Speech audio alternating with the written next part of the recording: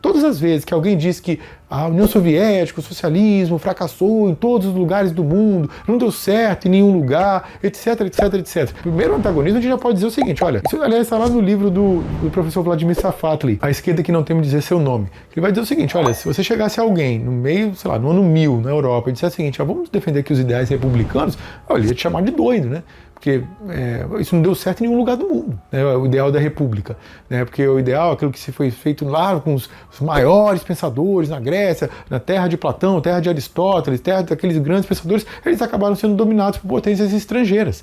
Então isso não deu certo.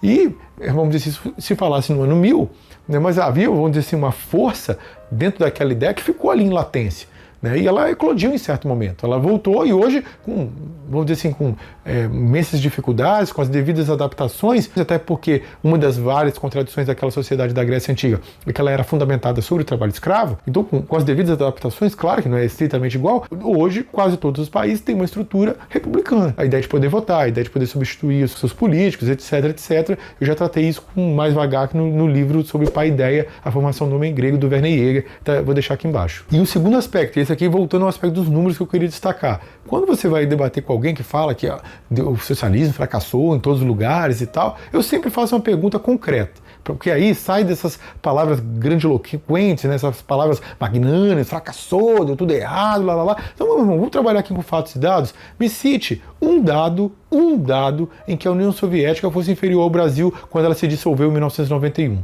Um dado. Pode pegar qualquer dado do DH, pode pegar a expectativa de vida, pode pegar a mortalidade infantil, pode pegar pessoas com graduação, né, qual era o grau de conhecimento da população, prêmios Nobel, taxa de emprego, inflação, renda per capita, poder de paridade de compra, enfim, qualquer dado, qualquer um dado. E me cite um que a União Soviética fosse inferior ao Brasil.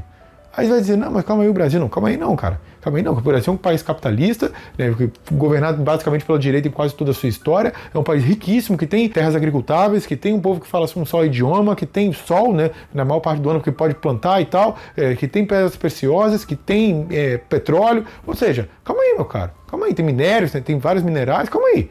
Então, aí vai dizer, não, mas não é o Brasil. Não, então tá bom, me compare a União Soviética com todos os países da América Latina, todos eles capitalistas, com a rara e honrosa exceção cubana.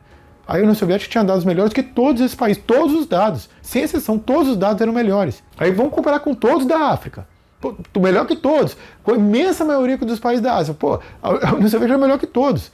Aliás, se você pegasse um soviético no ano de 1990 e perguntasse assim, ó, daqui a 30 anos vocês estarão num vínculo dos BRICS, né? Vocês estarão juntos com o Brasil, com a Índia, com a China e com a África do Sul.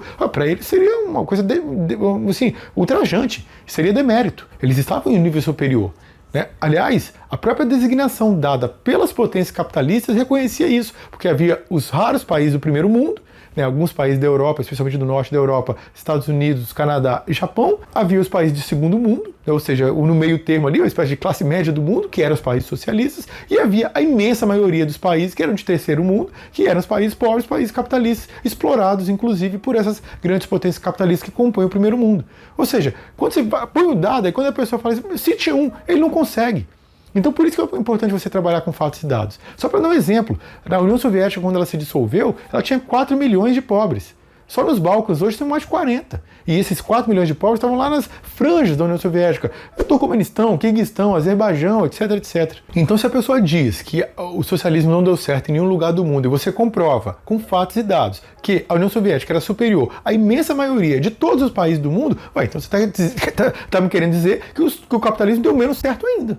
Não é verdade? E você, portanto, tem que estar trabalhando com fatos e dados. Você não pode estar apoiado na desrazão, apoiado no irracionalismo, para poder responder a esse tipo de persona. Apesar de, isso é evidente, isso não implica dizer que tudo que estava na União Soviética estava correto. Se estivesse correto, ela não teria sido, vamos dizer, ela não teria se decomposto, ela não teria tropeçado nas suas próprias pernas. Não, havia um monte de problemas, um monte de coisa para resolver, que o próprio Jorge Lukács foi um crítico ao longo de toda a sua vida, mas ela, ainda assim, com todas essas dificuldades, essas contradições, ela estava melhor do que a imensa maioria dos países capitalistas, inclusive o Brasil.